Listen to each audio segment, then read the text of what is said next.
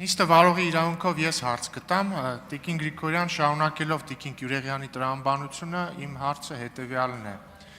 Հայաստան դաշինքը եւ Հայաստան դաշինքի ներկայացուցիչները հայտարարում են, որ Հայաստանը չպիտի սահմանափակվի իր 20743 կիլոմետր քառակուսիով։ Նրանք հայտարարում են, որ սահմանազատման հիմքը Ադրբեջանի չպիտի լինի Ալմատայի հռչակագիրը եւ պետք է լինեն այլ սկզբունքներ, մասնավորապես նրանցից մի քանիսը, օրինակ մատնանշում են էթնոգրաֆիական սկզբունքը կամ այլ ինչ-որ սարեր ձորերի սկզբունքներ։ Նրանք նաև հայտարարում են կամ առնվազն ուղիղ չեն հայտարարում, որ խաղաղության պայմանագիրը ստորագրելու են, եւ հարցս հետեւյալն է.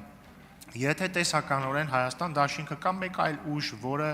կիսում է Հայաստան դաշինքի առաջարկները, առայն, որ կրկնում եմ, Հայաստանը չպիտի սահմանափակվի իր 20743 կիլոմետր քառակուսիով կամ պիտի վերաբանակցի խաղաղության պայմանագիրը եւ այսպես շարունակ։ Եթե այսպիսի ուժը գա իշխանության եւ անի այն, ինչ խոստանում է, որ պիտի անի, այսինքն այս իմ նշածները ընդունի որպես Հայաստանի քաղաքականություն, արդյոք լայնամասշտաբ պատերազմի հավանականությունը կմեծանա, կփոքրանա, թե կմնա նույնը։ Շնորհակալություն։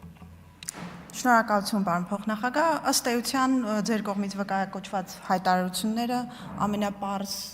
տրամաբանության պայմաններում խոսում են խաղաղության ճարտարապետությունը քանդելու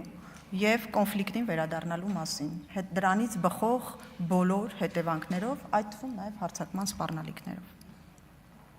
Որպես արձագանք, այսինքն նորից ավելի հստակ հատուկ Տիկին Գյուրեղյանի համար, եթե Հայաստան դաշինքը տեսականորեն կամ մեկ այլ ուժ Հայաստան դաշինքի նման կամ Հայաստան դաշինքի հետ դաշնակցող կա իշխանության եւ որպես Հայաստանի արտաքին քաղաքականություն որդեգրի այն, ինչ նրանք հիմա ասում են, պատերազմի հավանականությունը կմեծանա, կփոքրանա, թե կմնա նույնը։ Կմեծանա։